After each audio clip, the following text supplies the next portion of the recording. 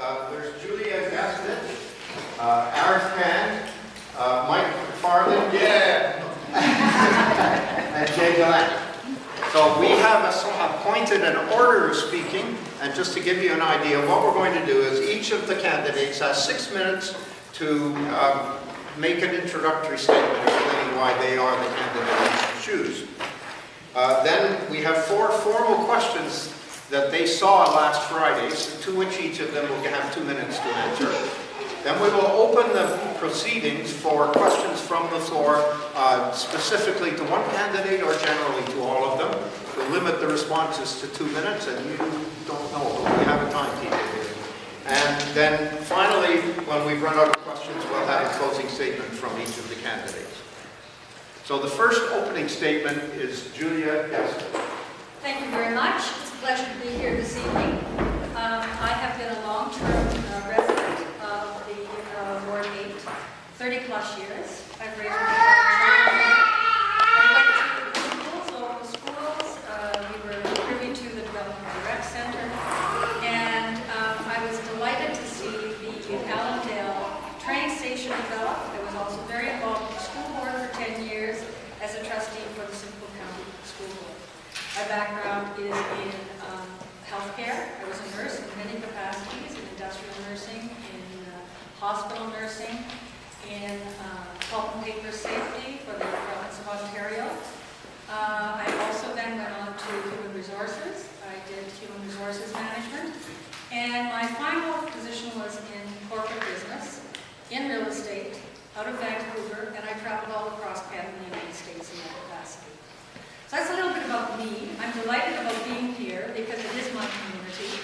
I have been a long-term resident, as I said, and I would be prepared to work on a full-time basis on your behalf.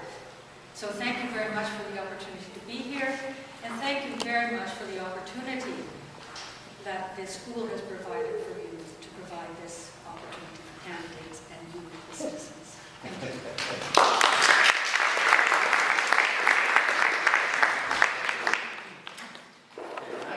Introduction is Jilani.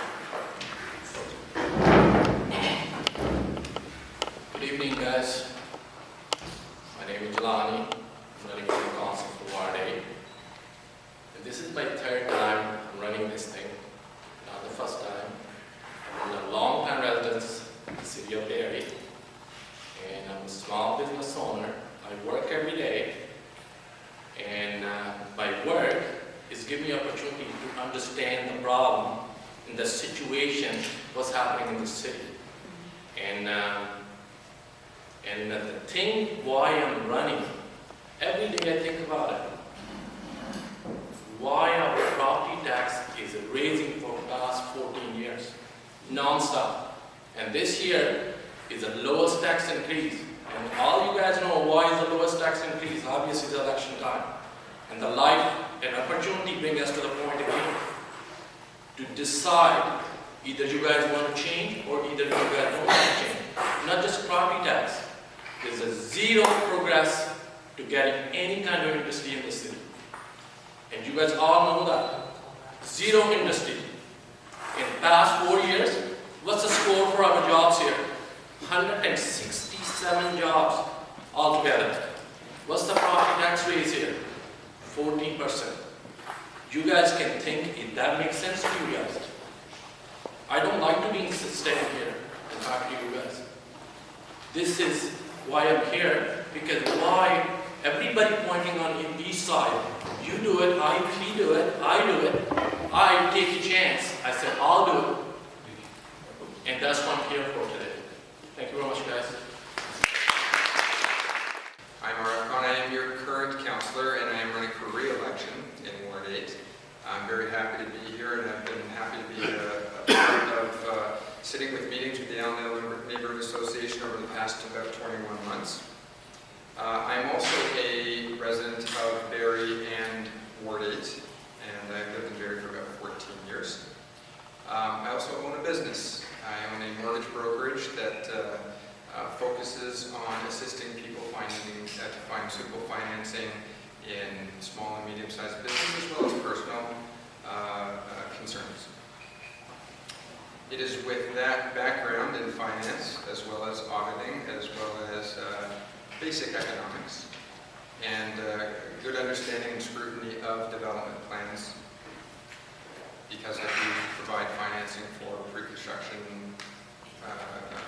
projects as well, that I decided to run for council a few years ago. An understanding of what it takes to manage and run significant budgets, such as the city's $300 million budget. I have an understanding of financial statements, pro forma statements, and what it is to undertake and scrutiny that is required to undertake such large projects. Over the past 2 years, I've invested time in developing effective relationships with residents, our mayor and council, and members of the city's key departments in order to deliver better, more effective services for Ward 8 and Barrie as a whole. I've also made it a priority to reach out to numerous resident groups, including seniors groups, including transportation and active transportation interested groups, and certainly no less the ANA. This cooperative approach has netted some remarkable results, and together we've raised the awareness on a number of local matters. Improved awareness and action on community safety issues, initiatives in vulnerable areas, traffic safety, and improved proactive policing and strategies in our neighborhoods. This effort has in no small part contributed to Barrie being named Canada's safest city. And with your support, I will continue to see that we see future and further developments and improvements in that area. With regard to economic development, I'm not sure where 160 jobs came in, but I will tell you that while I believe that our city should not be in the business of promising to create jobs, and certainly no candidate should make any campaign promise that they can't possibly hope to keep, I strongly believe that we should make every effort to create an attractive environment for new business to create those jobs and for existing businesses to thrive. My active involvement in Barrie continues to see entrepreneurs flourish, engaging in networking collectives, and more innovative businesses are choosing Barrie, and they are hiring. I had the pleasure of meeting with one such business today. Today, Barrie's unemployment rate is the lowest in the province, at least amongst the lowest.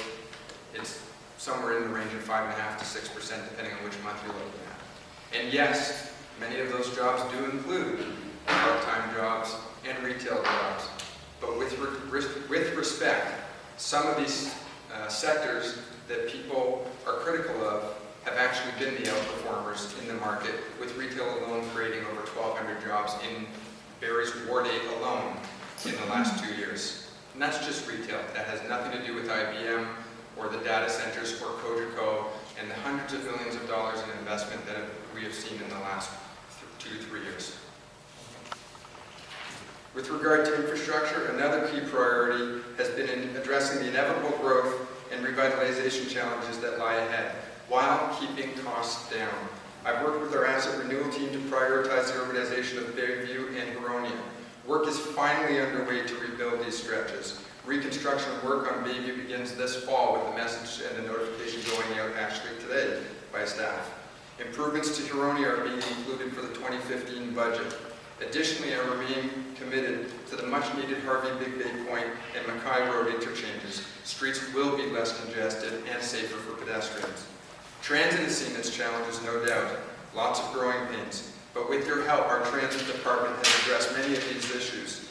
I have persisted on delivering service to underserviced areas, and transit staff and I believe that we have found the missing link, and I look forward to rolling out viable solutions for that area, and ridership is on the way back up. Each of us have loved ones who depend on services none more personal than the services for youth and seniors.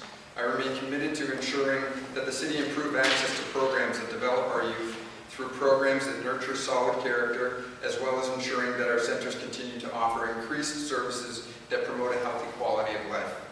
As part of council, I have focused the city's attention to striving for cost-effective innovation, allocating resources to improving service delivery, and finding efficiencies through effective partnerships, namely our Joint Services Campus. Over the past 2 years, you accepted my invitation to engage. The work together together to communicate and to bring the remarkable set of neighborhoods the attention and prominence that we deserve at Council. I believe you'll agree that the collaborative effort has been worth it and that we should continue this momentum so that we can see many of these projects through to completion. Thank you. Here is Micheline Robichaud, who is not here, but Don Porter is speaking on her behalf in her words. Good evening, members of the Allandale Neighbourhood Association. I apologize for not being here tonight, but a prior family engagement made a long time ago has taken me away. I thank you for coming and thank you for hearing my statements. I do not have an existing history in politics, other than often being a volunteer on the federal level for the party I support. But I do not consider that to be a bad thing. Many career politicians are met with cynicism and skepticism when what most people want is someone who will listen to their concerns and understand the importance of collaborative problem solving. Someone who will balance fiscal needs with the good of society and helping others. A fresh face, a fresh approach, and someone who has a real commitment to the community may be just what is needed. And I have a vested interest in making that happen. I come to the table as someone who has traveled extensively, has a varied and successful career, has played active roles within my community. I understand nickels and dimes make up dollars, but at times the good of society and helping others means so much more than counting pennies. I also understand that there are many roads to get to the same destination, and many people have valuable input. I am running an entirely grassroots campaign based on my personal belief system of how your municipal representative should be: approachable, accountable, and honest. Meaning I am always open and available to talk about concerns in the area. I will listen. I will do my due diligence to ensure that all my decisions and votes are based on facts and the needs of those I represent. The statement is Mike McFarthing.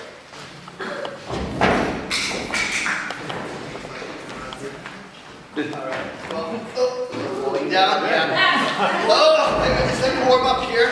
I just have to say this. I don't know if there's an old Irish saying that says maybe the best is kept for last, but I'll leave it up to you guys. I want to just say first and foremost, thank you for coming out. There's a poverty of attention in this community in every level. I have Lawrence, Elaine, Mr. Dillinger, Mr. Worth with a double umlaut. I'm sorry if I didn't meet you on the side of the room. I hope to speak to you. I hope to listen to you. I actually am not just running to be your counsel. I want to be your voice in Ward 8. I think there's a lot of times we get caught up in our lives. We all do. But the things that brought me into this race, you can see it on the back of my pamphlet if you want to look at it. Are you happy with your taxes raising? It's not me to say. You have to decide what's right for you. I'm your voice. Are you wanting to know what's happening with the ward? It's interesting that Bayview, when I looked at it, was built in '68, resurfaced in '74, and hasn't been redone until, whoops, just before the election. I'm kind of wondering about that. I just tell you just a quick bit about me without being an opera singer and be me, enough about me, let's talk about me. I'll just put it straight. I got a political science degree. I've got a graduate degree in marketing and sales. It means I'm shy on the inside. I'm sorry for that. If you don't want somebody who's going to shout for you, get a quiet voice. By all means. I do business, not to impress, but to impress upon you. I do business in Russia, China, India, Japan. I speak Japanese. I speak some other languages. That's not the point. It's not about how long I've lived with my dog and my cat. And things. Do you want jobs? Can I hear a yes? Who wants jobs? Poverty and attention. Can I have a yay? Who wants jobs? Yay. One more time. Who wants jobs? Yay. Oh, what power. Anyways, I will be a firecracker. And I will go off the council for you every single time. And by the way, I answer my phone when you call me, just in case somebody wants to know. All right, that's me. Have a great day. 4 questions to each of the candidates so they can think about what their answers would be. And so I'll read you the first question.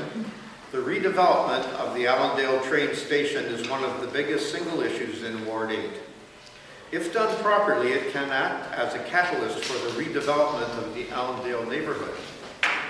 Do you agree with the recent Deloitte proposal for the redevelopment? If not, then what is your vision for this city-owned Allandale jewel? What types of proposals would you support or not support? And the first response is Jilani. I'll make a very simple thing. If you guys win the 649, you guys have a lot of ideas. You guys can go buy a cottage, gold, and all that. My first question, okay, where's the money gonna come from? That's the first question. That money gonna come from all of you in the room today, by the way. And the thing is this, I'm not supporting for any kind of this mobile hub they call it. Don't we have enough trouble already at the Lakeshore and different? Every second there's an accident there. Leave that part alone. Bradford and different. Every second there's an accident there. Don't we learn from our mistakes we made in the past? And we learn something from the future. Look at the chaos at the Mapleview and 400. Dunlop and 400. Bayfield and 400. We're going to create a chaos over there to build something there. What kind of proposal I would think about it? We should put some kind of conference center or some kind of market spot there. Rather to create is already so congested.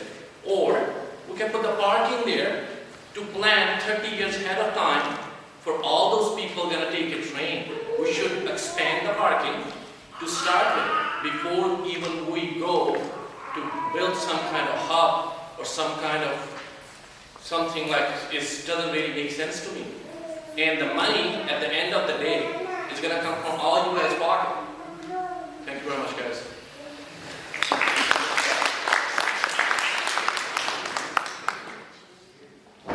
The second response is from Micheline Robichaud, and again, John is going to give it.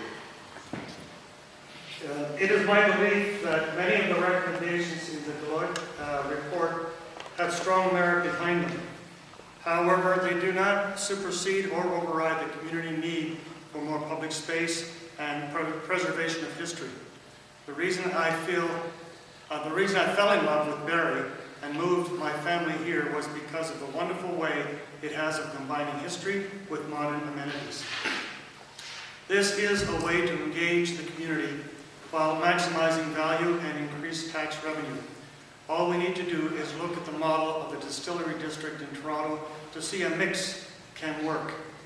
I envision a place where the heritage and beauty is the cornerstone of all development, where leases would be limited to those with a creative and historical or community focus, and no chains or franchises would be permitted.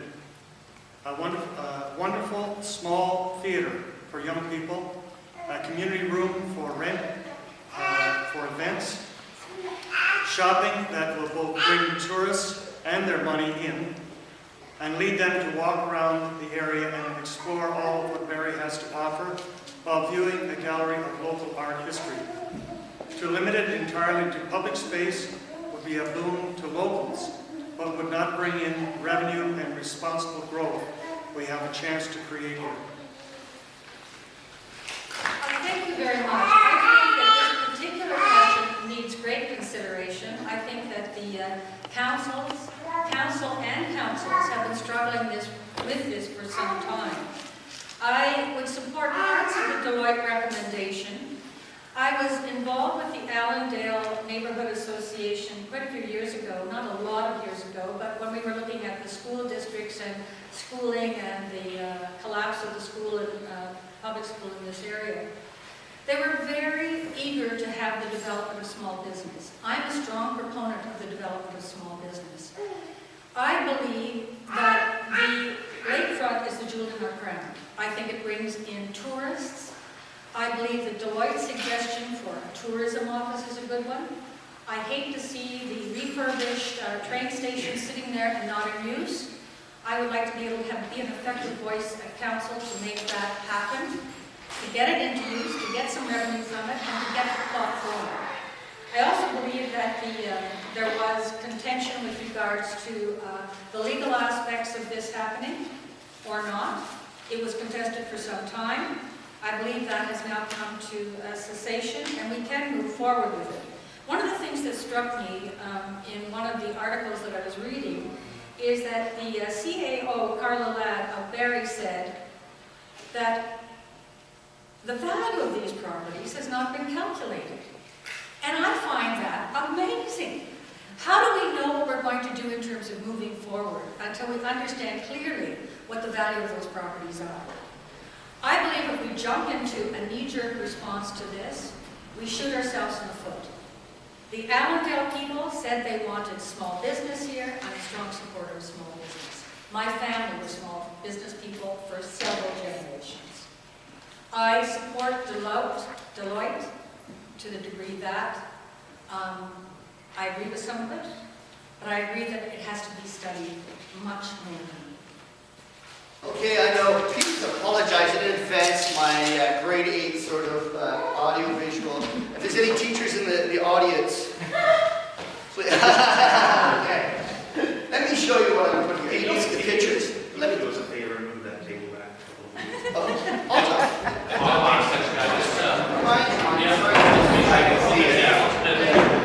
So, business 101, okay? I think everyone can understand this. Let's take the highfalutin language out of this for a simple cross between high cost and effectiveness. And let's be honest here. What normally happens if you have something that costs a lot of money and has a big effect, it's strategic. If it doesn't do anything, doesn't cost much, it's trivial. But what we have over here is what I call waste. High cost with very little effect. And generally what this comes from is when you have a big hammer, you want to use it. You know, well, we've got a big budget, we've got to do it. We can't just have a simple solution. I mean, for the example of the Allandale station, I got online and I found out there are 50 train spotting groups in Ontario. I spoke to the president of one of them, and I said, do you know the train station in Barrie? He says, do it! 1856, burn my ear off. And I said, would you be willing to come down here and look at it? Oh, yes. Do you know anybody else who want to maybe volunteer to fix this building? Could we? It's not a maybe, it's a could we? That's free, my friends, that's free. So what I'm trying to say to you guys right now is a lot of waste in the system. You're all very smart people. You wouldn't be here if you weren't, right? I'm saying is, let's put some common sense back in the system. We can talk all day, blah, blah, blah, blah, blah. At the end of the day, let's get stuff done. Let's go here. Let's go where it's not expensive, where it has a big effect. So many things like this. We all know the Bradford thing. It's so simple. You come down south on Bradford. I stood there for an hour. I've got pictures here, if you can see it. Stop turning left on Tiffins, especially in the busy hours. That's what's blocking the intersection down the lakeshore. It was never meant to be a thoroughfare. I'd like to hear your opinions. I'm your voice. That's what I have to say. Thank you. There have been a lot of factors that impact the community in Allandale and the area surrounding the train station lands. One of which is the train station build-out itself. Along with the realignment of Lakeshore, the waterfront master plans, which do include parking, greatly improved parking, implied intensification of our area here, and the hesitant investment that the area, in the area based on some indecision as to a location for a proposed university, which impacts the entire Essa and Bradford corridor. All of these factors are working together. It's not just one alone. Each of these factors impacts the eventual evolution of Allandale. Now, the only two items that Council has discussed regarding the train station are the status of the litigation in the last 2 years, which is still certainly underway. It is absolutely underway, and we don't have a timeline for when it's going to go. And Council's direction to staff to find a suitable broker to lead and head up the search for suitable tenants, based on your input. I would be surprised if any candidate could discuss in any great length the Deloitte proposal in detail, as the bulk of that report was in camera, and in fact, because because it was in camera and because of the status of the litigation, those items were actually removed from the report. So there isn't anybody sitting at this table who can discuss it. Council and I agree with residents that the venue must be open and accessible to the public. It should house services like that benefit residents, commuters, and visitors alike. I'm running out of time. Like a coffee shop, a restaurant for residents and visitors alike to enjoy our lake view in all seasons, accessible restroom facilities for the public and tourism offices, potentially a market, potentially a gallery or a museum that reflects the train station's heritage. What it should not be is exclusive to corporate or commercial tenants or professional offices. For the newly annexed lands, in particular the new parts of Ward 8 in the south. And the first responder to that question is Arif. 4 years of debate, studies, consultation, and proposals, I supported the now approved secondary plan recommendations which form the new official plan for the annexation lands. This plan includes a focus on creating complete communities, low-impact development strategies, a focus on healthy and active transportation networks, with 30% of the lands being reserved for green space, green canopies, walking and bike trails that connect throughout the city, and of course, land intended for future jobs. During this process, the Ministry of the Environment, Conservation Authorities, Development Community, and every additional interest group and the public were invited to weigh in.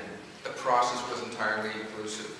After this 4-year process, and given the sheer magnitude of two secondary plan proposals, the results of the planning is considerably harmonious. Not without some arguments, but considerably harmonious. Implementation of the individual site plans will still occur with site plan control of each. And in anticipation of resident concern for the future development of this area, including infill projects, Council voted unanimously to undertake a preemptive strategy of holding ward meetings in conjunction with development applications at the outset. Master planning smaller communities with residential, commercial, recreation facilities, employment, etc. So there will be essentially no need to get in a car to drive 10 kilometers to your nearest services.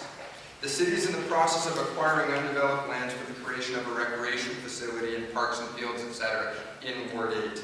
The balance will remain industrial or employment lands. Residential components will be situated in Wards 9, 10, and west of the 400. In essence, the area of Ward 8 in particular, south towards Mackay Road, will remain either the golf course of Innisbrook, industrial employment lands for the future, as well as the proposed major outdoor sports complex for all residents to enjoy. Let's get serious for a second, all jokes aside. In terms of Barrie, the report came out recently, we're talking about jobs and real jobs. Retail jobs create what? They cause a stratum at the bottom and the top, almost like a very shallow pyramid. We have very low paid jobs all the way along the bottom until then you have an upper echelon with command and control structures. Okay, been there, done that. Even run organizations like that. They're not happy to be in. Your children, or even some of you in this room, work in these structures. We used to have Molsons. They went away. We didn't fight to keep them here. Cammy wanted to come here. About 4 or 5 other major manufacturing companies wanted to come here. We made it tough as hell, excuse my French, to come here. Why? Because we know best. I'm saying this it's your community, yes, but we've got to be flexible with our zoning. We set the zoning when we took the land that belonged to Molson as part of the annexation down the further part of South End, and this is why I'm running. I am a businessman. I am making any apologies for that.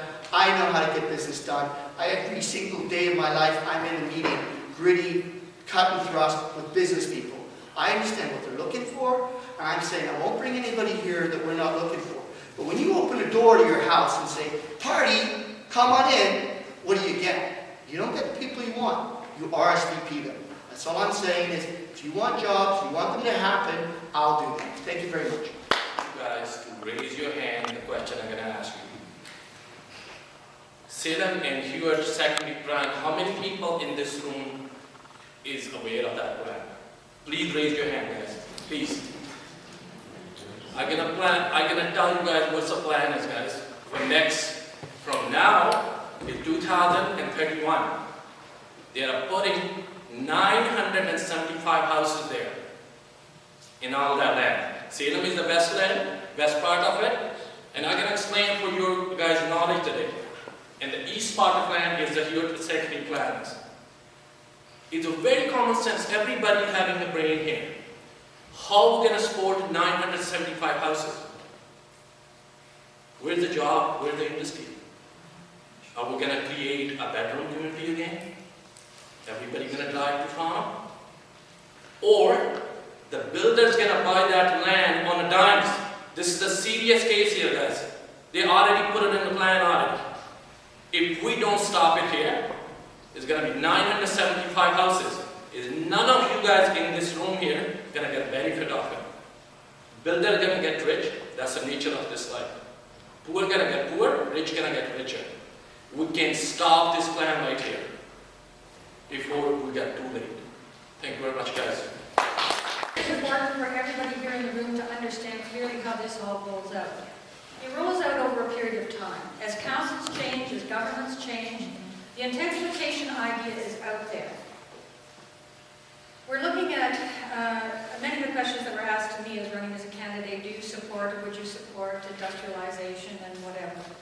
I don't delude myself that industry is going to come back to very big time. I think that we have a lot of business over in China and in Asia, but I do believe in the development of small business.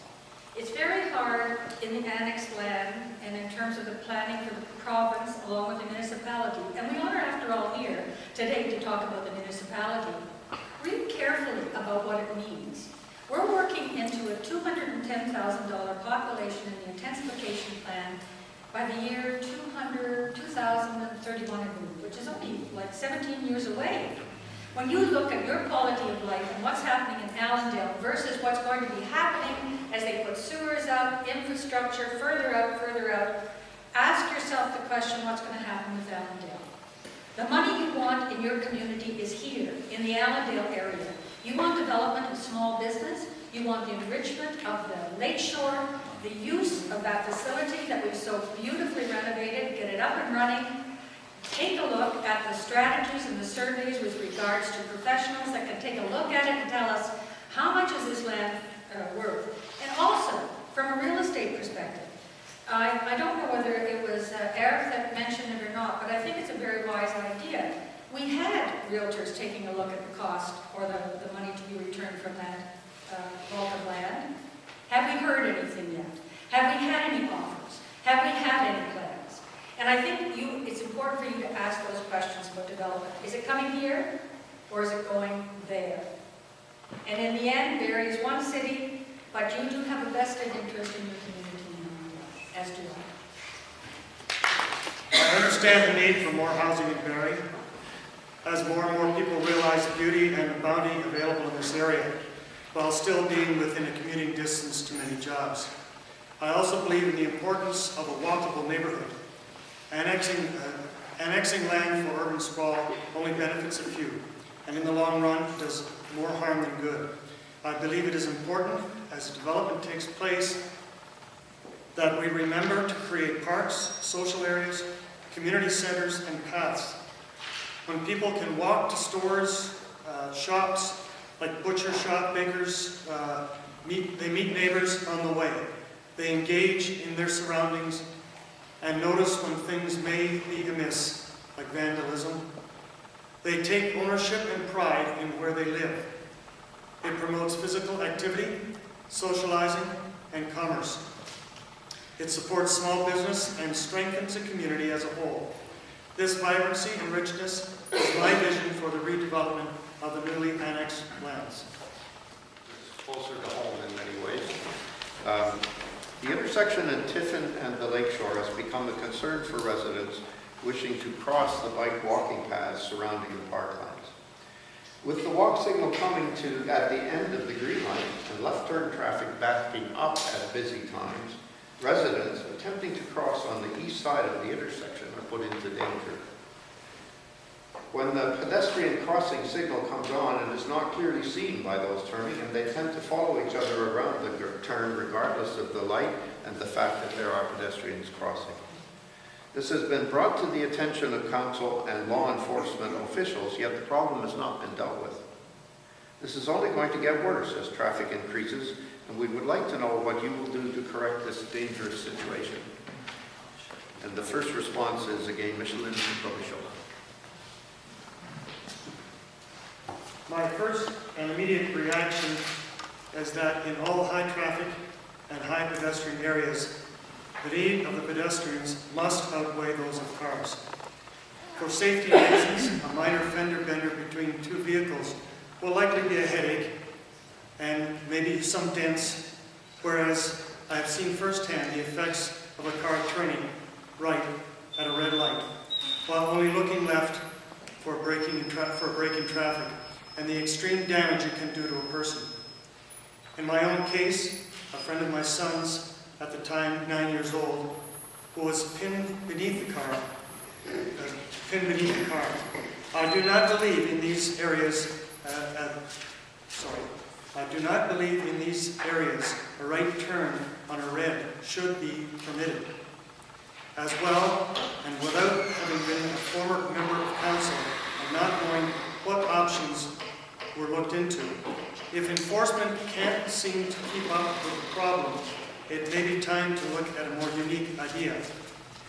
Much like the pedestrian scramble, it would be less of a hold up in traffic if all pedestrians at all corners could cross at once for 2 minutes, with further time increments between crossings.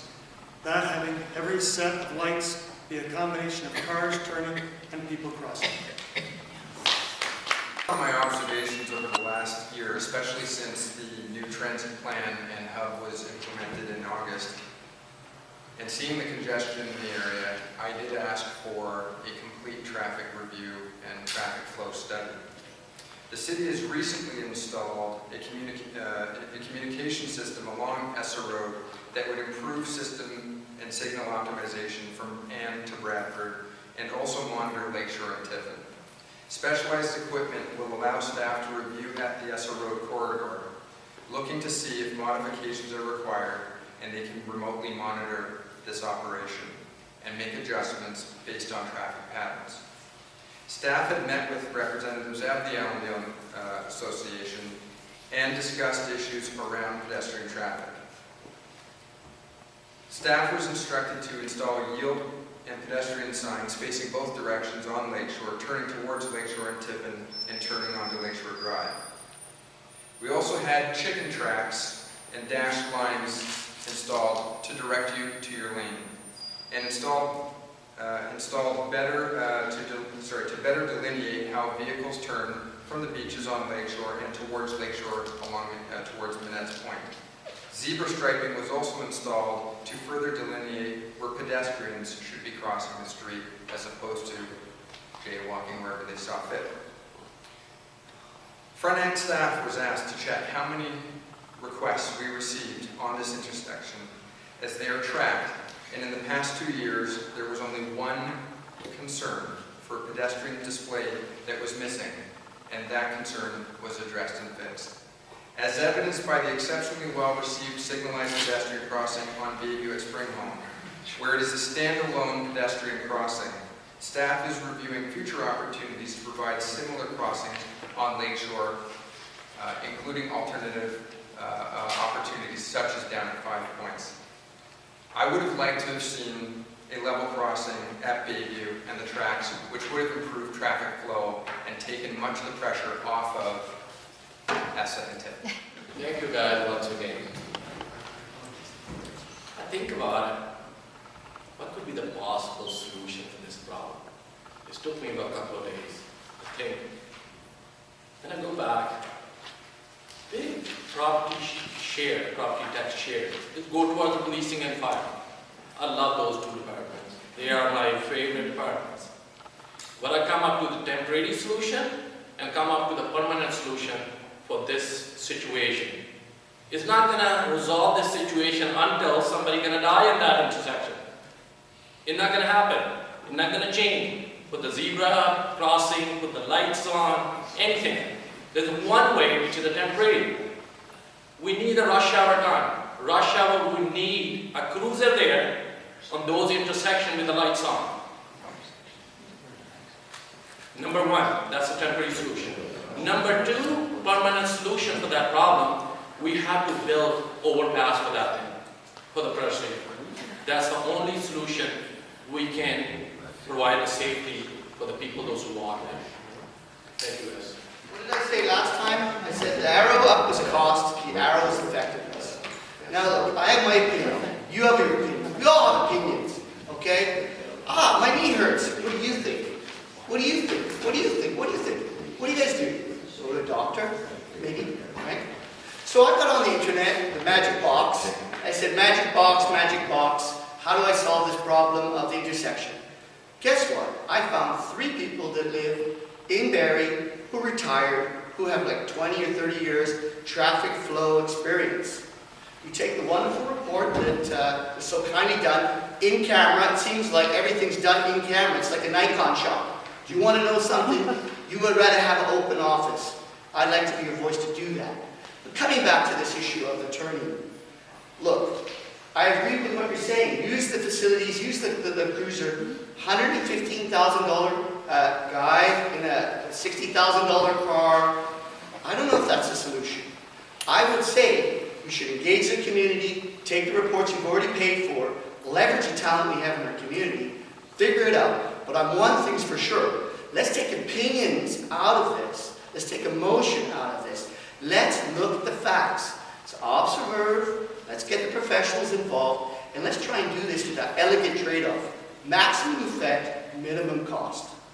Who's with me? I see the room's falling asleep. Everybody still there? All right, thank you. Very much. I was very pleased with what Mr. Khan said. I think that all of these things pass through council. The problem is what Mr. McFarthing just pointed out.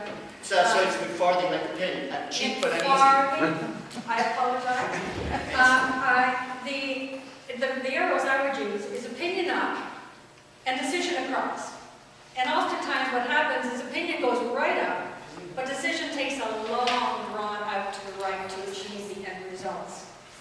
I would suggest, and I took time going down at that intersection, but you've got to also consider that if we adjust the plans for the GO station and for the lakefront, we're going to have to address this in a whole different way. And I believe that we probably should have a pedestrian safety action plan. That could be instituted with some input, with considerable input from citizens in the Allandale area who use it a lot, as well as putting it out to, I've had some people call me and ask me about, tourism, etc. And to the tourists, what do they expect when they pull in and they come and they shop and they go across to the lakefront? They expect safety. They expect beauty. We can only do that by putting something into place. And I think through the council, we could put in that pedestrian safety action plan. It's one thing to look at all the particulars. It's a hard thing to put them together. We all have opinions, but the decision to make it is a long run. We can't wait for that long run to occur. We have to start acting. I'm about action in the work that I've done in the past. My belief is action. And like I said, I'm here to work full-time on your behalf. I've lived in Allandale for 30 years. I've watched it grow and change. And I'd like to see positive change. And that intersection is a very powerful place for me. The question is, you are campaigning to represent the citizens of Ward 8 and vote on planning decisions for the city of Barrie. Corporations and unions attempt to sometimes subvert or influence the outcomes of municipal council decisions by donating to candidates' election campaigns. Will you pledge to accept no donations from corporations or unions and represent the interests of citizens and the environment? And will you do so at http://www.campaignfairness.com website? So the first response comes from Mike McFarthing. Okay, so I'll sit here for a second. Let's get serious here, okay? People want to win. It's human nature, people want to win. People generally do whatever it takes to win. And that's why they have rules. You can't have extra, you can't try and make it fair. I'm a business guy. I know everyone in the business will do anything they can, but I'm an ethical guy. No, I won't take any corporate donations unless you have them. I'll take them right now. But realistically, I'm funding this campaign by and large, bootstrapping it. I work for myself. At the end of the day, I know the value of a dollar. My mother was Scottish, my dad's Irish. What makes me a belligerent drunk who refuses to pay for his drinks.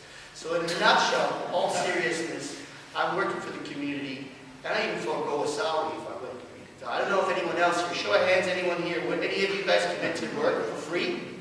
Hello? Anyone? Okay, that's it. I think I said what I have to say. Thank you very much. I have already taken the pledge online and do so again now for all to hear. I will not accept any donations from corporations or unions. I will represent the interests of my community, the environment, and will be accountable and accessible to each and every constituent. My role of councillor is to represent the best interest of the residents of Ward 8. But my oath also requires that I act in the best interest of the corporation of the City of Barrie as a whole. Secondly, council debates and votes are a greater number of issues than just development. Now, I understand the intent of the question. Running an effective campaign, like any other campaign in marketing, where you want to get the word out, it takes money. And we all have the same guidelines as candidates to work within. I believe personally that the phrasing and the intonation of the question is inherently flawed, and it's also misleading. Dollar for dollar, a corporation's check can no further or no more influence a candidate's decision than a personal check for the same denomination. The matter at hand is based in the ethical compass of the candidate, him or herself. I would rather publish my list of donors, listing all parties in good faith, including corporations, than to evade or pretend to not accept corporate donations, simply by accepting checks from the individual directors of those very same corporations. It's very simple. It's very simple. Don't forget, folks, we just finished talking about the need for jobs, of which I'm not telling you I'm bringing you 10,000, but I will bring a welcoming environment to this city for those employers to come. But it's those same employers. And by the way, I'm a small proprietor. I own my own corporation. Medical doctors own their corporations and they're individuals. Be careful on your intent, because it's those donations from individuals as well as large corporations who are bringing jobs to Barrie as well. They don't get a vote. I'm just being straightforward. Thank you very much. I would agree with Mr. Khan, and I would agree with Ms. Robichaud. In theory, I'm an idealist, but I said I was a listener, and I said I would act on your behalf full time. And in order for me to do that, I have to be open to listen to all sides of the story. We've all heard about the one-sided stories. So as your representative, to best serve your interests, because the reality is, we have to pay for development in terms of infrastructure, in terms of sewage, in terms of fire protection, etc. There has to be a balance. So I have to be open to listen to all of it. For me to make the idealistic pledge that I would accept no funding from. Well, I can say yes, that would be where my position is, idealistically. But I would say that input is very, very important. Input is not bought, input is requested, and your representative should respect your need to be heard and to those competing interests, so that should you want to speak louder, you come to meetings like this tonight and you speak your voice. So those who are your elected representatives can act on your behalf to bring those things forward to the table with the information that they have in hand, making the best decisions based on your input to move forward for your future. And I think that that's very, very important. I believe that idealism is wonderful, and I support idealism philosophically, but I do believe the reality of business, and as I said, I came from 3 generations of business, I believe that you have to, I think it's even said in one of the plans in some of the research I did, growth has to be paid for, and there has to be a balance. We have to know what you want, and we have to balance that against what it costs to get you there. Thank you. Is anything exist in our life is something is free? Everything at the end of the day you have to pay for it. That's come down to the point. I'm here as a counselor. My concern to look after the people. At the end of the day, if I take any kind of compensation from any kind of company or anything, then I just gonna put myself on the spot to start thinking, or they can come to me and ask me, okay, some kind of like a wetland, I want to put the houses at the top of it, which I don't want to put myself on the spot. Okay, I start thinking like that. So I totally won't accept any kind of donation or anything. Thank you guys. We're looking for questions, but not sermons. Okay, so you can't spend 5 minutes giving a sermon and then put a question at the end. This is not question period in the House. So the second is, if you're going to ask a question, we'd like you to come up front because we are videoing the proceedings and it's easier on viewers if the cameraman doesn't have to whip the camera around breaking the necks of all the viewers while he looks at you. So if you want to ask a question, come up to the front. So who would like to be first? Come up and ask your question. You can direct it either to one candidate or all the candidates, but we prefer it to be specific to one. I'm Barb Campbell. I own the Carriage House 50 Framing. And our store was supposed to be the flagship for this area. So they gave us an incentive, the City of Barrie, to beautify the front of the property. And then they also gave us an incentive if, once they did the assessment on the property, if we were over 100,000 of what it was worth, we would have help with our taxes, which are sky high. So they made sure that the assessment was, I'm thinking it was like $1,000 short, so that we would have to go and get a real person to come in and do the assessment on the property, which we never got around to. That's one thing. Because we are the starship of this area, now we have 2 spas and a tattoo parlor. Isn't that just lovely? Another thing is, Tiffin and Essa, that corner, I'll tell you, once a week we have an accident there. And another thing is, when I go for a bike ride down to the water, I'm taking my life in my hands. So the question is, what is the question? Because you can't go on. Yeah, I know. The question is taxes. Do something about the taxes. Is that good? That's good. Who's going to try first? No, Arif, no. You're the guy in charge. I will try back after you go. Go ahead. Okay, guys, I'll stay at the last. Fair enough. First of all, I'm thrilled that you took up the incentive offer to enhance your storefront, to enhance the neighborhood, and I think that's fantastic. With regard to assessment, aside from the general question, it's very difficult for me to sit here and say that I know what you did or I know what happened on your specific property. What I will advise is that the City of Barrie does not do their own assessments of properties. It would be the impact it does. So that's an independent agency. And I can tell you, we tripled the size of the house. certainly so. They didn't do any assessment. Come on. Okay. So the simple answer is I can't give you a response to that, but of course it's always a possibility to look into it and review it. But that's all I can give you at this point, and I'm not going to give you a BS type of an answer. So with respect, that's that I can give you on that part. That being said, I do encourage people to take up those incentives. I think that they've done very well for our neighborhood, and I've worked with the city and worked with council to continue some of these incentives in the community improvement area. Your question with regard to taxes, actually, excuse me, let me go back if you will, because you asked, or you hinted at the spas. I can't stand it. I've got 2 little daughters. They're 10 and 12 years old. You have to cringe and you almost sort of, we're time on this. You almost sort of have to sort of plan your trip around them. The simple fact, the short version of it, these spas are illegal. They are not allowed in Barrie.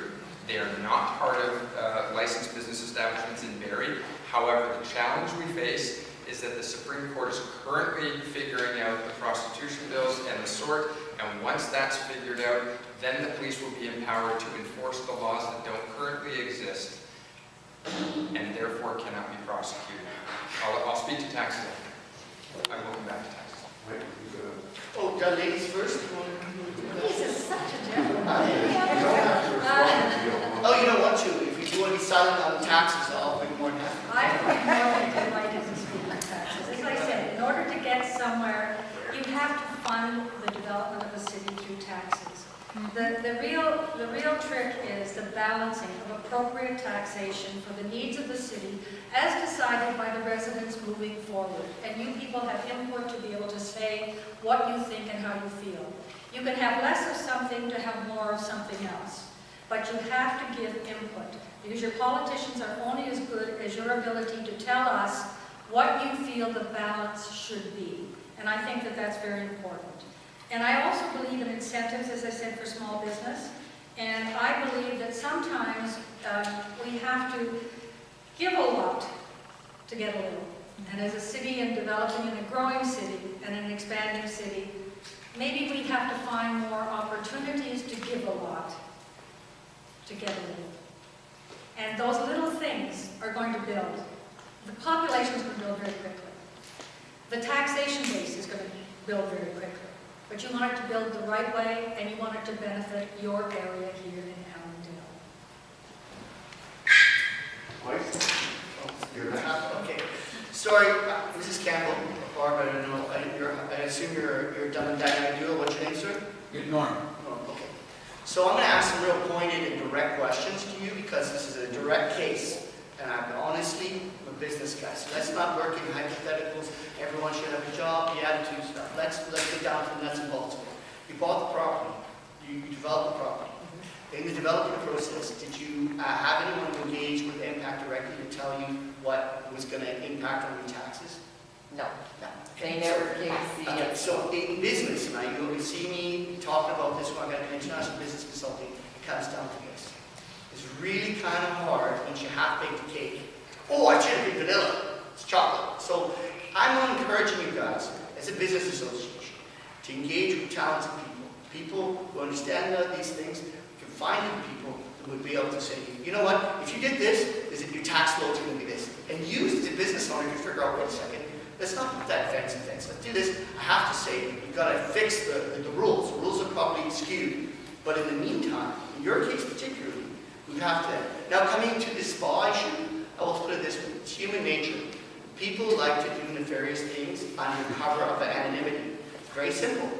You know, I put a sign there that says, this is not a nail salon. So if you're going in there, my friend, and someone sees you, it's about social dynamic. We can't put our mores on the people, but we have to basically say, you know what, we know what you're doing. And it's tacky. That will drive the customer away, drive the business away. Thank you.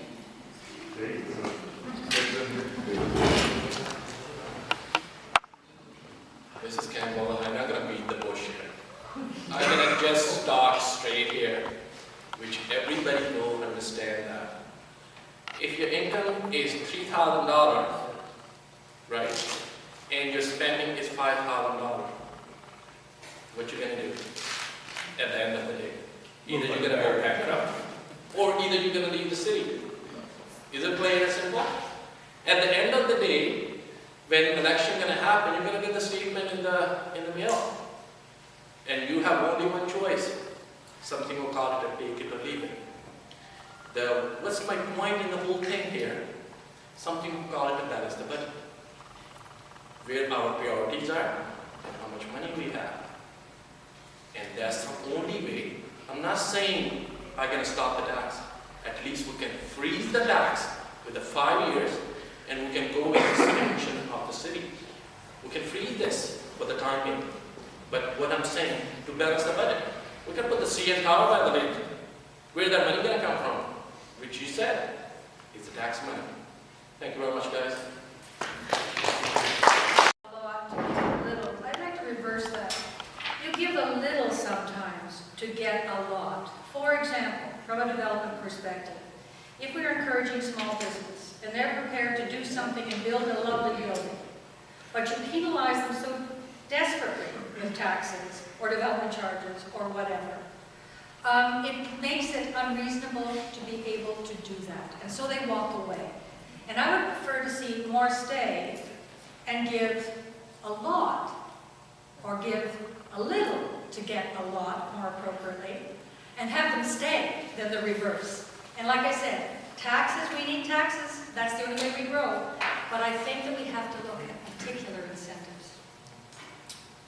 If we're doing rebuttals. Yeah, we're doing one more. Okay. Tap dance. Tap dance, that would be fantastic. Listen, first and foremost, it's important to understand there are differences in the way the city generates revenue. There are development charges, and those go towards developing the new areas. Those development charge monies do not go into the built area, and they do not go towards paying for asset renewal and infrastructure renewal projects. Additionally, we have taxes, and additionally, we have user fees. They're all separate, and they don't cross over. You can't take money out of the paperclip account and put it into the milk account or whatever.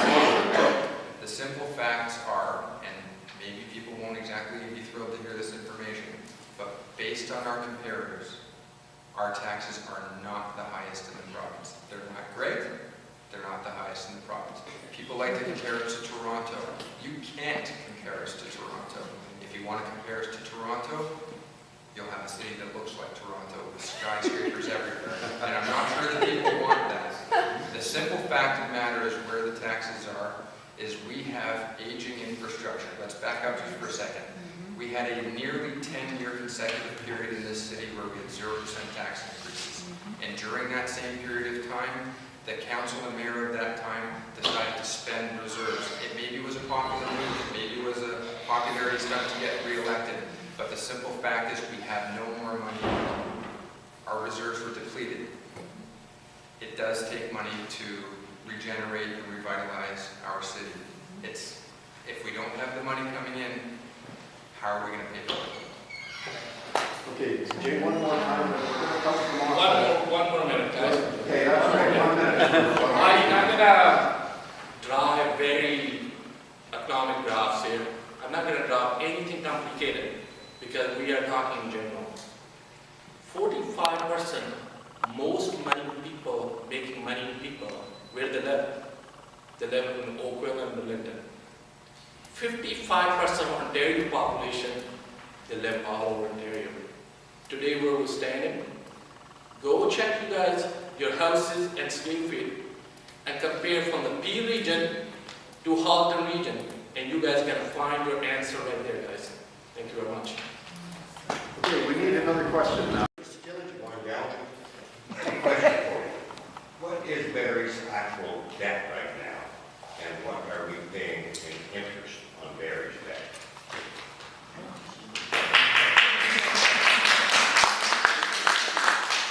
It's a very good question, and I don't have the exact facts in front of me.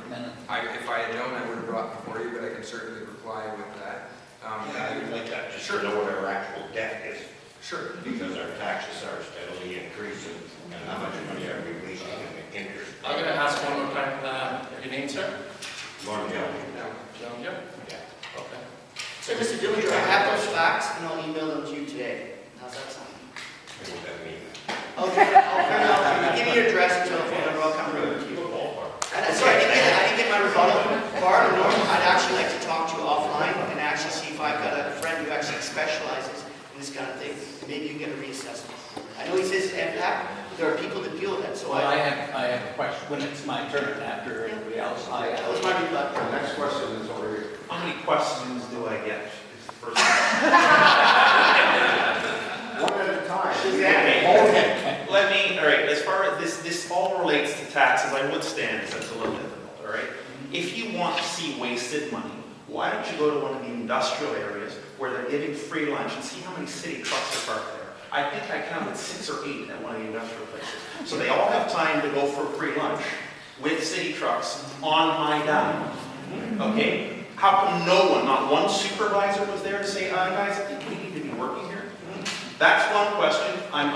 Let me This includes bylaw officers, and I'm glad you mentioned Robichaud. They're a terrible neighbor. They're my next door neighbor, and they stack snow 15 feet high, so I can't see the intersection of Mapleview and Wellcome. All right, and people are swerving around the snow there. I called the city and said, can we do something about this? They said, well, no, the bylaw doesn't really cover that. It does not cover visibility of a very busy intersection. What is the bylaw's purpose, and why can't anyone enforce that? So you had one question. That question is, why is the city so wasteful of money, and business taxes are very high? And I have one for, he doesn't live in the city. I think he pays $300,000 to $400,000 taxes. We get bad garbage collection. We get no police patrols in the south end of Barrie. There are petty criminals operating with absolute impunity there. My customers get trucks and businesses damaged all the time. All right, as well as I had stuff stolen out of my garden, just beefing up security. Why don't we see patrol cars there? That's just the beginning of my question. That should be enough for now. And you want to address it to anyone? All of you. Okay, wonderful. You know, I've asked the same question. Just before you start, in order not to be here until midnight, 1 minute from now. Okay, brevity. Sir, what's your name? Ken Bastian. Ken Bastian. Mr. Bastian, let me put it to you straight. I, like you, and this is why I managed you in this race, I asked exactly the same question. You look on the back of my car. Don't let me tell you what you already know. I see cop cars parked next to each other. Elegant trade-off. 90% of these guys have a cell phone. Their cell phone may be their own. You're on your company time. I want your thing, GSM. If you're not familiar, can geolocate any phone. So if your cars are parked next to each other, chit-chat in a parking lot, 25 minutes, I want to know what you're doing. We see it all the time. I see it all the time. That's all I have to say. And as to your snow removal, I agree with you that if people in this ward are getting lousy service, unreliable services, I want to be your voice of counsel. Actually, your bylaw officer said, well, when there's an accident, you can sue them. So they think, somebody's got to get hit or killed there before anything's done. That's your bylaw. No kidding. The city gets sued for being silly. I like your energy. Thank you. Anybody else want to weigh in? Sure. So you've got some built-up frustration. And you know what? No. You're only just hearing a little bits of it. Why do I have a feeling you're right? But here's the interesting thing. You found my number earlier this afternoon. Absolutely. You didn't find it 2 years ago? You know what? I'm dealing with this now, and that's why I'm here. My point to you is... I can't do it 21 months ago. I can do it now. You mentioned that before. But here's my point to all residents and to all people in the city of Barrie. It is up to us to participate collectively. I happily accept this position, and I happily do the job, and I happily engage with every user group and resident that I can possibly work with. And that's fine. But we do need to communicate with each other. With regard to the police, you know what? I have a funny feeling that we don't know everything that was going on at that point or that day, but the Police Services Board is responsible for the actions of the police and their distribution of resources. We can attack them. We can certainly scrutinize them, but it is up to the police chief to deliver a level of service, and if she doesn't, she gets replaced by somebody else. Okay, anybody else got it before I take my turn? Ready? You ready for it? Yeah. You know, there's a problem, is you start from the top, and you start from the top and go to the bottom. The whole thing is messed up here. If you really want to know my thing, you're talking with the police. But you want to talk about the fire. I seen a fire is going for a grocery shopping at the Mapleton and Essa. Not one time, not two times. So many times. And do you think, how can we fix it? Let me ask you the question. This whole thing is running like a big family. Where are you going to start, where are you going to end? This is the truth. I watched them replace a telephone pole. You know, it takes 3 or 4 employees about 3 hours to load the pole. Just give me 1 second because I have 30 minutes. You can change it. Only one option, guys. If you put the right person, the guy who bring it in the console and say, sir, you're coming in and let's start solving your situation. That's the only solution. Thank you, guys. I have had comments actually from residents in the area with regards to this. One woman was talking about just this situation. My brother works very hard and he doesn't have pensions and he doesn't have this and, you know, they're paid well. And I think it's truly that you have to understand what's going on within this, and someone has to look into it. And I think the Police Services Board is the board to do that. I think it's appropriate to have the right people do the job, because they're the only ones that can make the change in terms of putting the right people in the right place to do the job well. And sometimes this happens, and the only way it stops is by people like yourself taking responsibility, making these comments, and coming forward and making a change in your city council in terms of the person that represents you on that board. Good. Scott, can I No have a minute? more rebuttals, because we do have other questions, and time is in. I think we had our meetings at 8:30, but we're giving ourselves a little latitude while the questions are coming. Don first. You guys have had one already, so we're here for Oh, now it's the two of us. Like, together? see what- Oh, yeah.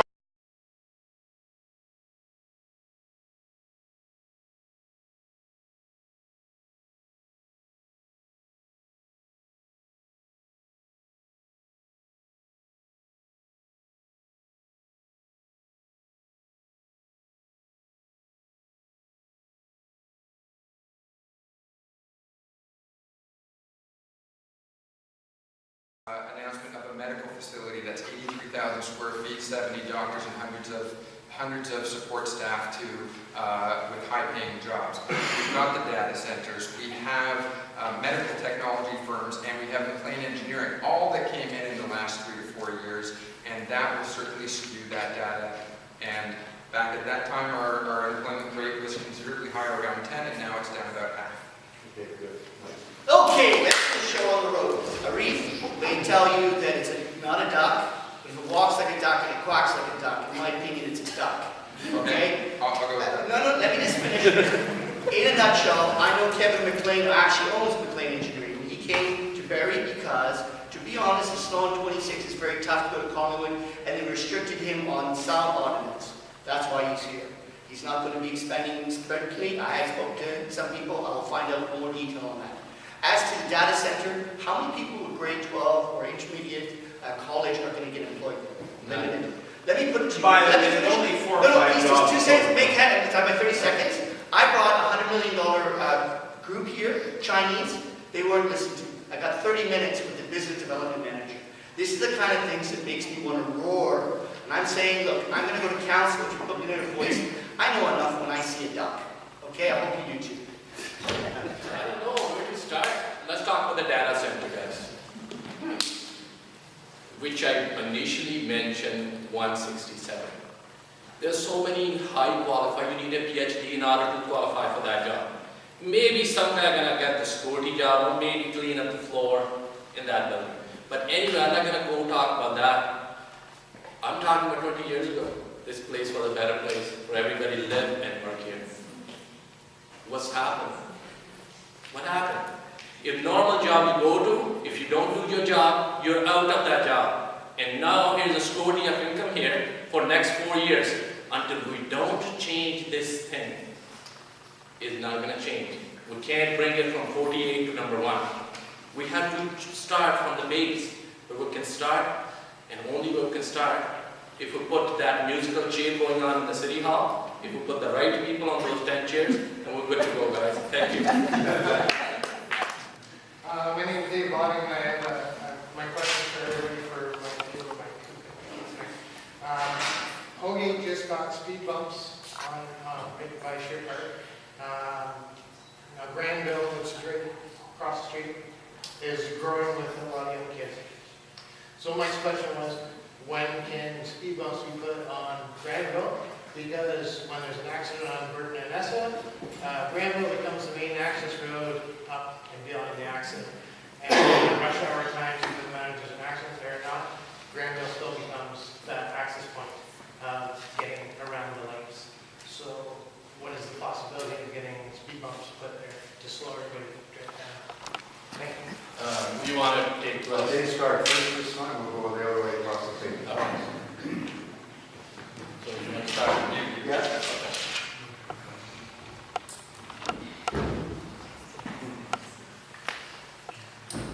The thing is, stop people going fast. Yes, there is an option. It's a cheap option. Very cheap. Just go there and put the speed bumps there. But in the last election, there was an issue with the emergency vehicles. They were against it. They said the ambulance gonna, have a suspension damage. A fire truck gonna have a suspension damage. It's gonna cost more money to fix those. I think everything is applied on everybody equal. Doesn't matter if it's a fire or ambulance. Yes, they need to show up there fast, but how many times an ambulance show up or fire show up? They show up when everything is done, after 30 minutes. And the 25 guys show up, not one. They're fighting for the hose, who's gonna hold the hose holder. They destroy the traffic. If they clean up the mess in the next 5 minutes, which is every modern municipality is doing it, we're running 90-60 years, my friend. If we add this, if we move the city to 2040, there's a chance we can sort this thing out. Thank you guys.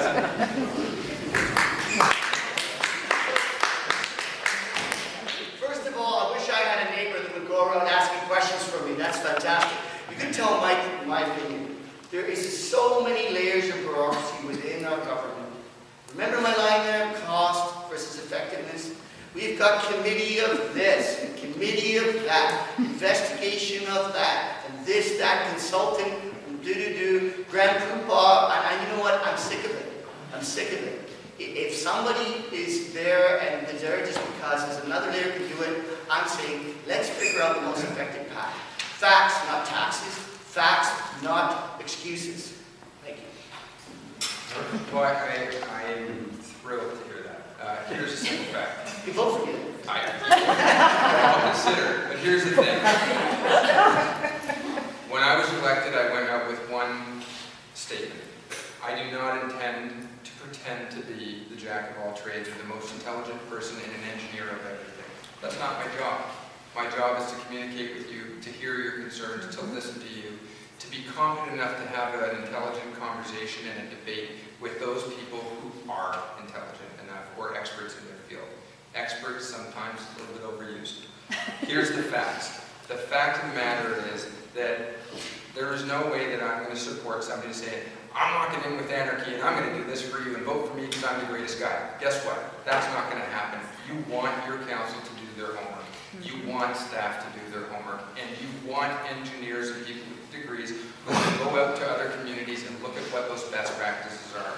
Your council doubled the budget, if not more, for traffic calming measures and have asked staff to come back with new innovative technologies to reduce speeding and traffic calming challenges.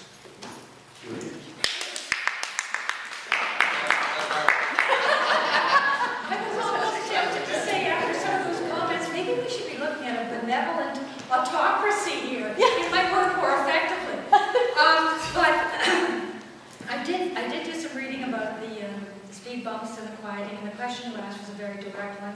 When is it coming to my street? And from what I understand, they are moving them around and trying them in various areas. And they're getting there as fast as they can, and they're actually more expensive than one would think. When I saw them put in Marshall Street near Jane Crescent, I was kind of astounded. Why is it here? And of course, Marshall is a busy street at lunchtimes from the high schools. So I thought, well, maybe it makes sense. But I started to read further about how expensive it really is. You've got to put them in, you've got to take them out, you've got to move them around. That isn't expensive. We talked about taxes, that takes taxes. The only thing you can do is work with your representative to say, get a little bit of action on getting this moving, and we do need to count on the experts in order to make those decisions about the streets that are most needy at this point in time.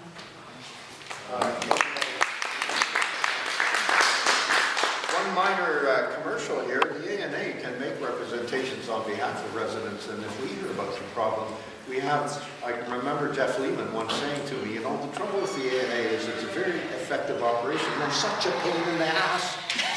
So we can help. So let us know if you have an issue like that. There was a question over here. Yeah, thanks. Guys, first of all, I'd like to commend you all. It's not easy, whether you're the incumbent or the challenger, to get up, put your name on the ballot and speak in front of people. Some of you know me. I've been as a councillor in Ward 9 from 2006 to 2010. I've been involved in politics for the last 17 years. One thing that I always see, and every single election, there's always three promises. It's safety, it's lower taxes, and it's job creation. Okay, you can search anybody's website, you'll see those three key issues. My question to you, fortunately or unfortunately, I am now a Ward 8 president. I have a few of you at the door. My question, very simply put, for each of you, I want to know what your three key priorities are. One of those key priorities being, what are you going to do continuously for Ward 8, or what is your exact idea for Ward 8, and the other two, the city as a whole. So just three key priorities that you each have. Thank you. Sorry, wait, I didn't catch your name. Andrew. Andrew, oh, Andrew, you're okay, great. Yeah, okay, starting with Julia this time. Oh, thank you very much. Good question. Jobs, you said jobs were the big one, and safety. Education was always a big one when I was on the board too. You know, young moms, young families. What are my priorities? Because I'm a resident of Allandale, my big priority is the lakefront. The issues with regards to encouraging the development of small business in the area, in looking at your intersections is very specific. With a job situation, my next one is jobs, is with regards to supporting small business through various incentives that are available to be put forward through a bureaucratic process. And the last one is transportation. I have a very strong feeling about transportation. I had an inquiry about a young man in this area that couldn't get across down to our major employer, the hospital, because we needed some tweaking in the busing, or whatever it is we need in terms of getting her there. I'm a strong supporter of that. I do believe in getting our people employed that are here. She's got a job, let's keep her moving. Thank you. I appreciate the question, and I think it's fantastic because I echo it completely. If there's one thing I can't stand, it's people walking around saying, I'm going to do this, this, this, and this, and this, and you have no hope in heck of doing it. It's plain and simple. We're one voice each in the community for a vote, and at council, you're one vote around the table. Yes, you have to be an effective lobbyist at council. Certainly, you have to do that. But here's a simple thing. Taxation is a reality. When the price per liter of gasoline goes from 77 cents a year 5 years ago to $1.30 today, that's an increase that we have to take into consideration, especially when the city's #1 cost outside of HR is petroleum-based products. Secondly, I look for alternatives to taxation. That's why I supported the Joint Services Campus, which is a reduced capital expenditure of 30% and an annual expenditure reduction of $800,000 a year.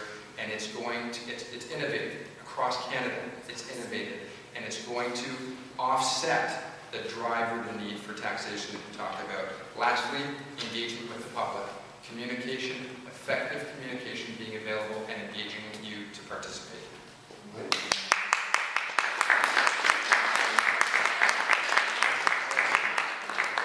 Andrew, 1, 2, 3. First of all, jobs, two-prong approach. First approach is support fledgling small businesses with information, facts, supporting to try and minimize the impact that they get, surprises. Second, on that same point, is the development of an innovation hub, which I've already been talking to some very large local business owners who are very keen to do it. In addition to that is the conference center. Conference center, I believe that Barrie could be a gateway to the north. I grew up in Sudbury. There's a lot of business, Tim and Sudbury, and we could be a gateway to hub to. Finally, is taking care of our youth and our elderly. Because in this community, we have a very large retired population. Bus routes aren't right, the fares aren't right, the youth aren't getting jobs. We need to invest on both sides, and the pinch right in the middle. That's it.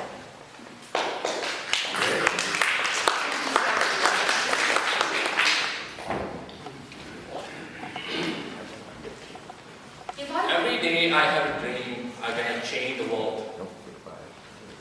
Is it real life possible? I can promise one million things to you guys. If I'm a good sales guy, I'm going to tell you I'm going to do this, I'm going to do that. But actual fact is how this whole thing works is 10 seats. What I'm going to do in out of those 10, if the 6 going to vote to raise the tax and 4 going to say don't raise the tax, what I'm going to do, seriously, is not just my own fight. It's the fight for all those 10 seats. And that's the only way we can change. I can promise all those things to you guys. That's why I'm just saying, I can't promise nothing. What am I going to do with all those promises? Thank you very much, guys.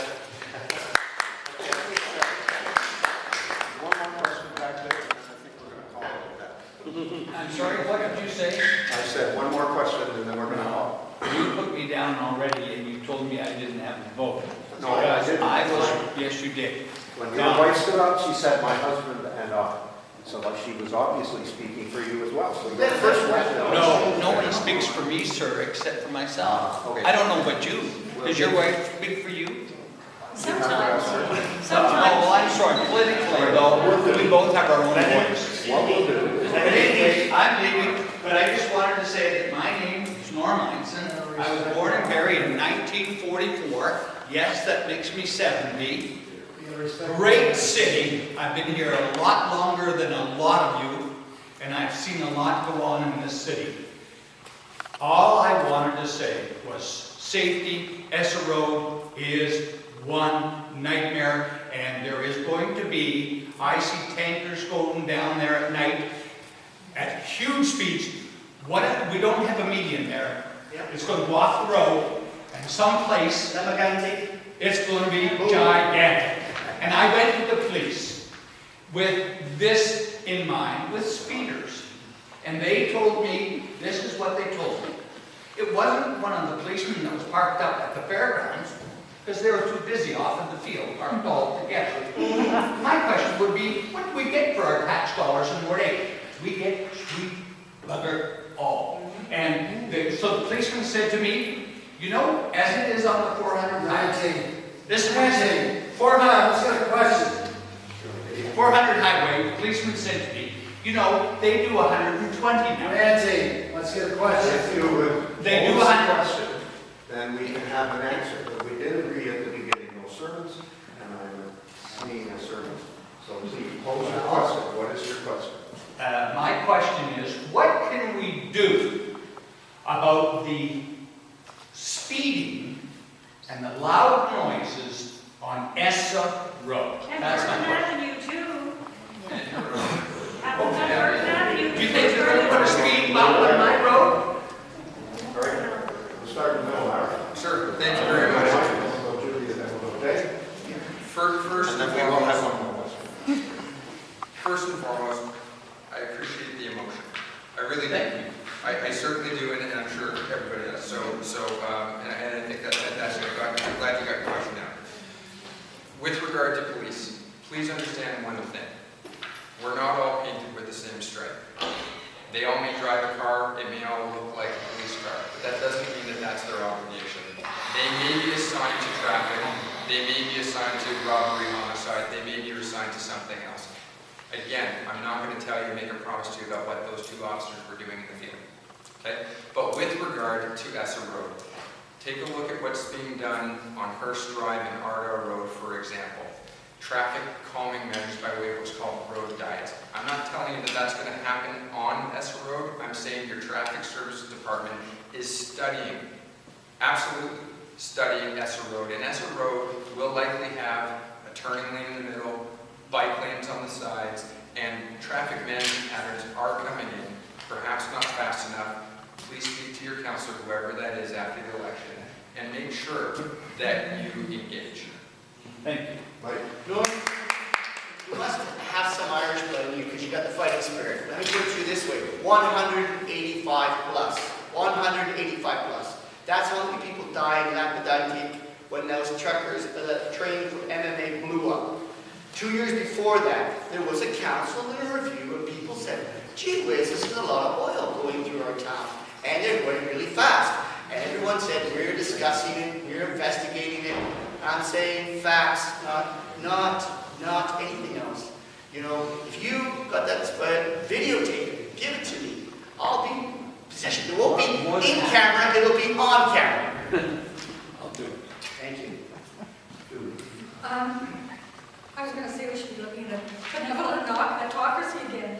What is benevolent autocracy? That's The it. Those people It's really one person who makes the decisions. No bureaucracy, no levels. It's all equal. Okay. I'm not sure what a traffic diet is, so I've got to ask you there after this meeting what a traffic diet is, or if you want to tell me what it is. Go ahead, go finish your.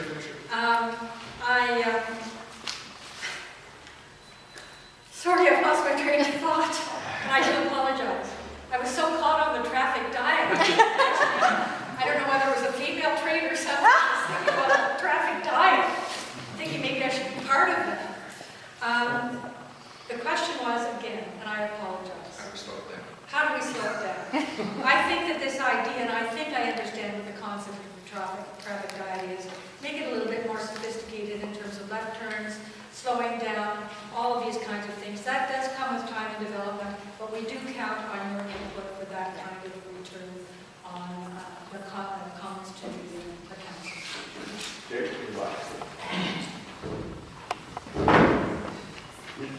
I'm really, you mentioned that, so I sit off an hour at the curling club, which is right across the kitchen motors there.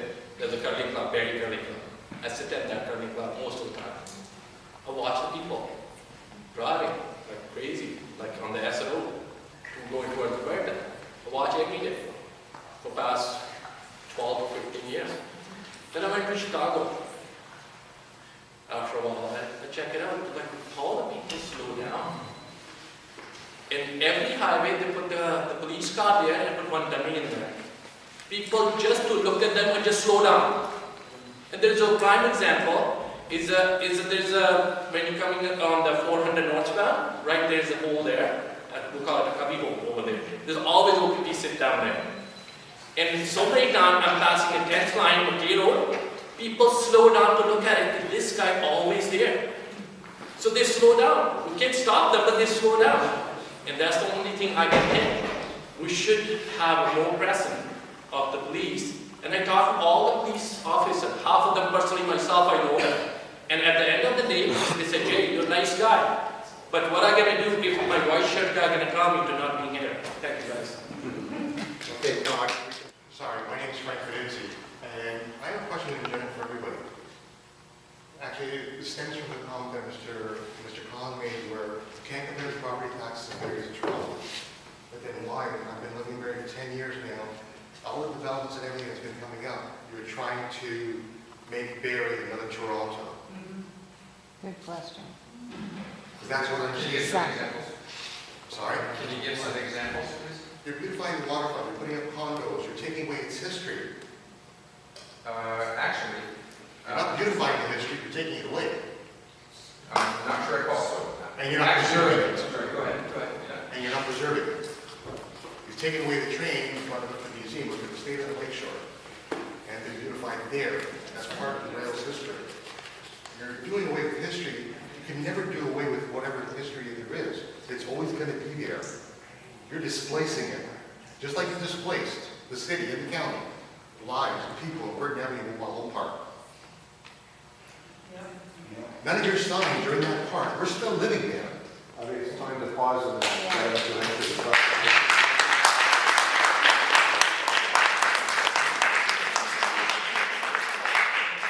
So I think there's more than one question, and to be quite honest with you, It's a cool question, sorry. No, I'm just saying, Frank, I'm not arguing with you. I know you like to think I argue with you. I've known you long enough. But the thing is, here's the facts, okay?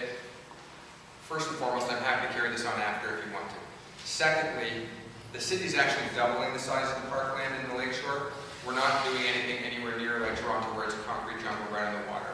They've moved the road over so we can double the parkland. They're doubling the parking so there's accessibility for residents to enjoy as well as visitors to enjoy the parkland.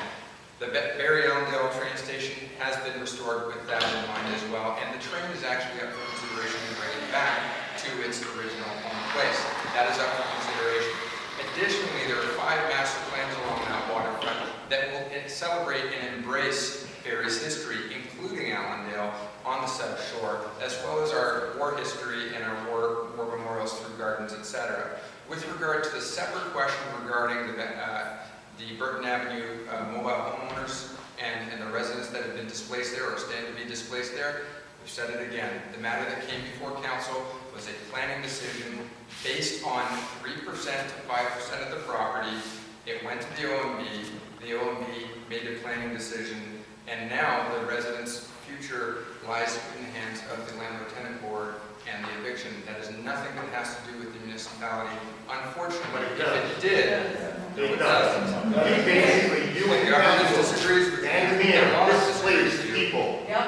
If it did, you would have representative around the table. So passing the baton on to be Frank. It is Frank, right? To say. I know you're upset the issue. Excuse me, Mr. Ternuzzi. You pretty well have to let the questioners, the answers come from up here, because they're the people whose answers we really want to hear. Hi, Frank. Hi. So, I would say, I think it's a point of record that all the council voted unanimously on that trailer park. They were puppets. No, I'm talking to somebody, all of them, and I make a point here, all of them said yes.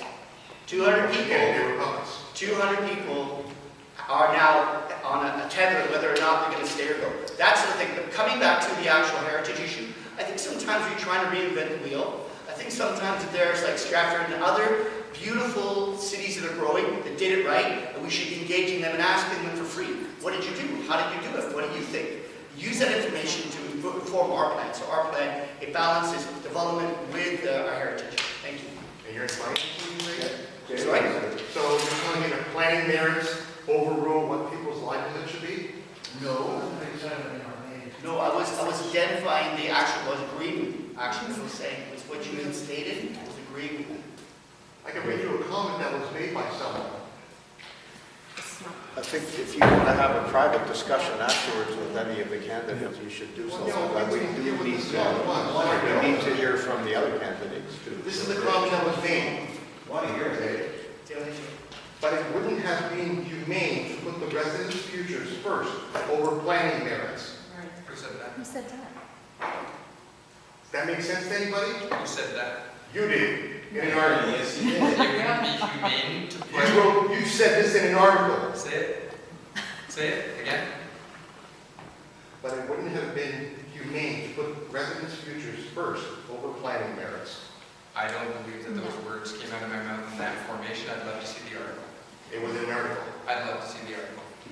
So to address the issue, though, We can discuss this afterwards. This is not obviously a matter that everybody wants to hear in detail. And the Jay has his chance to make a response, and then we're going to close the meeting with a position statement from each of the candidates. Right, the way I grew up, I live with the medium class, low class, and all those kind of things. The way you just mentioned livelihood, for me, before I even take any decision, I will take a vote on that sensitive thing.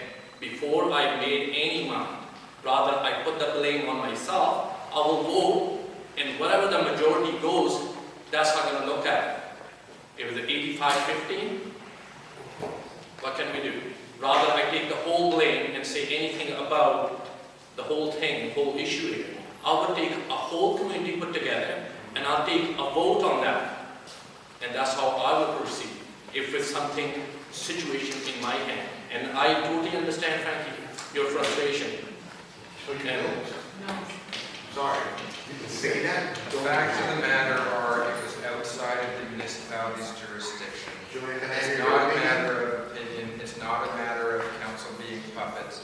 It was outside. There isn't a single person here under law. But they never who would have been able to. It's my turn. It's my turn. You got to listen. You have to hear me. You have to stand and listen to reason for a second. If I was your provincial representative, and if this was at Queen's Park, you'd be so right. You would absolutely be bang on the money, Frank, because it is the provincial government that has legislation over Landlord Tribunal, over Residential Tenancies Act, and about those affordable housing issue and social housing rights. It isn't the municipality. I'm going to defend these four here because I don't want to see them think that they're going to be in a position, including Mr. Jilani, that he could have done something different. I'm sorry, Frank. I truly am. There is nothing that Once this again, your side are on the property, which means our votes don't care. I think we're coming to the Like end one, I'm happy to of get Julian, can I hear your opinion, please? I think we're coming to the end. I'd like to hear. Sorry, Bill. Julie didn't give me a chance. Going to change your mind? Well, I was curious, I was really quite confused about the question, Frank. There seemed to be a heritage issue that you started out with, and then there was the right to employment. Was that the idea? Property tax comparison. I'm sorry? The property tax comparison of what's happening. Okay, so your question was, why do we always compare to Toronto? Was that it? Commonly, minus your con. You can't compare the property tax.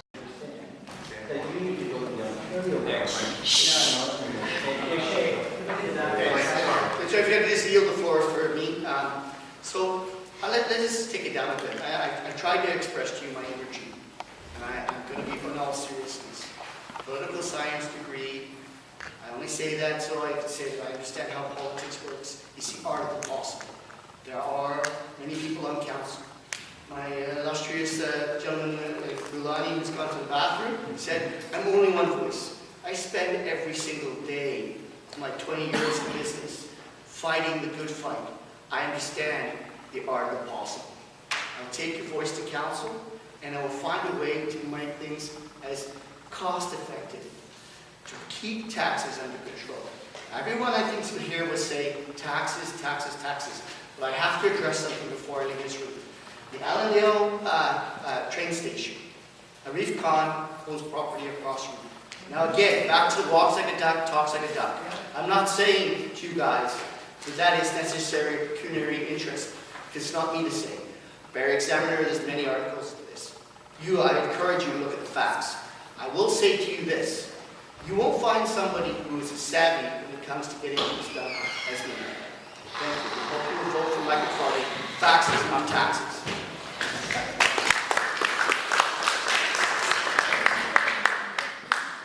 The next would have been Micheline, but Micheline did not send a closing statement, and so we're on to our... Thank you very much. Mike, I'm so glad that you brought that up. I've been waiting for 2 years to tell you this, and I think I'm thrilled. 2 years ago on election night, when I was elected, somebody brought the question to me suggesting that I had a potential pecuniary interest on the property, on the Allandale train station because they own the property. My comments were that I found it was absolutely ridiculous and ludicrous that I should have such, because I didn't take any part in the decision making, and as well that the train station is an interest in common to all persons in the city of Barrie. But out of an abundance of caution and respect for the position and the respect for the residents of Barrie and Ward 8, I chose to hold the potential pecuniary interest as a matter of interest until I found and received a legal opinion. I have received a legal opinion. I have received a legal opinion from a conflict of interest lawyer, a very prominent one, that also satisfies the interest of the Integrity Commissioner, and it has been found that I do not, in fact, have a potential pecuniary interest on owning property in proximity to the train station lands because it is an interest in common, and my benefit or loss based on that would be so remote that it actually does not stand to reason. The train station lands themselves are a matter of interest for the entire city of Barrie and all members in the Allandale community, all members who live in the condos, and all people and residents and visitors who come to enjoy our lands, and there is precedent case to support that argument. Lastly, I will leave you with the fact, so I will be voting on it just to let you know. Lastly, I will leave you with the fact that it's very easy to give pie-in-the-sky answers.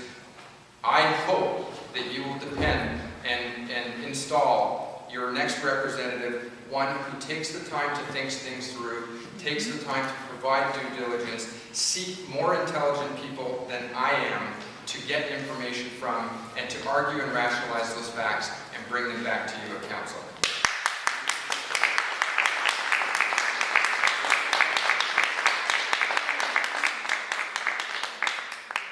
So the next is Jilani.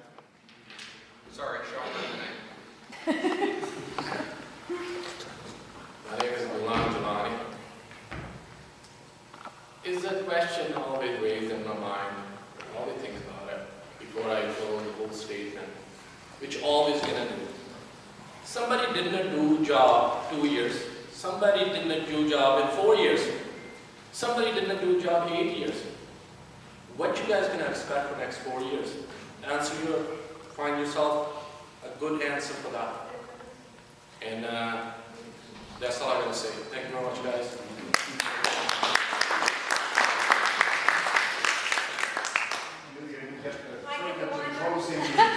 Swan song. Thank you very much. I can only say it's been a pleasure to be here this evening. I am a thoughtful, consultative, experienced person, and I really appreciated the opportunity to be here tonight to hear what you as residents of Allandale had to put forward.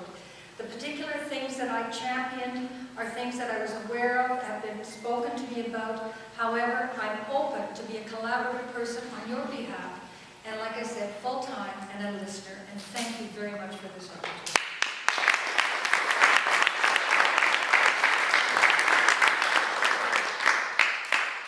I'd like to thank all four candidates here and Ms. Lynn for her stuff. And I say I'm the fifth one who sent her things in. It's been a very informative evening. Thank you all for your patience.